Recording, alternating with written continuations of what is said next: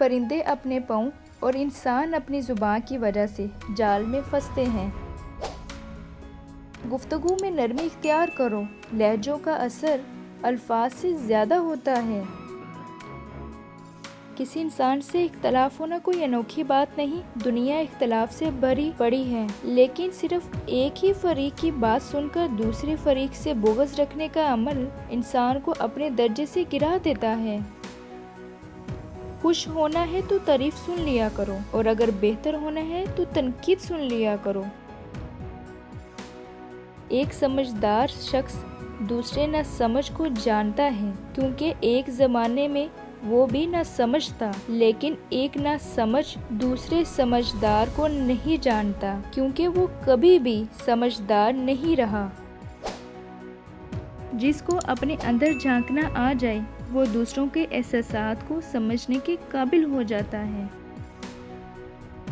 آنسوؤں کا جاری نہ ہونا دل کی سختی کی وجہ سے ہے، دل کی سختی گناہوں کی کثرت کی وجہ سے ہے، گناہوں کی کثرت موت کو بھولنے کی وجہ سے ہے، موت سے غفلت لمبی امیدوں کی وجہ سے ہے، لمبی امیدیں دنیا سے محبت کی وجہ سے ہیں، دنیا سے محبت ہر گناہ کی جڑ ہے۔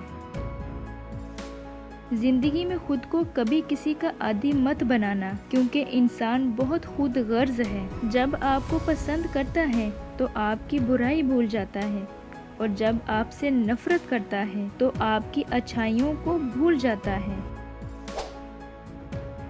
انسان کی اصل موت تب ہوتی ہے جب وہ کسی کے دل سے نکلتا ہے۔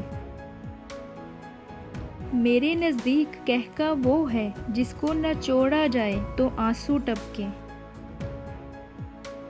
غصے میں جو چھوڑ جائے وہ واپس آ سکتا ہے، لیکن جو مسکرا کر چھوڑ جائے وہ کبھی واپس نہیں آتا۔ بے وقوف سے بحث کرنا دراصل یہ ظاہر کرتا ہے کہ بے وقوف ایک نہیں بلکہ دو ہیں۔ جو سوچتا ہے وہ زیادہ بہتر بات کرتا ہے، پہلے سوچو پھر بات کرو۔ اچھی سوچ انسان کو دوسروں کی نظر میں بلند کرتی ہے، اور اچھی سوچ انسان کے خیالات کو نکھارتی ہے۔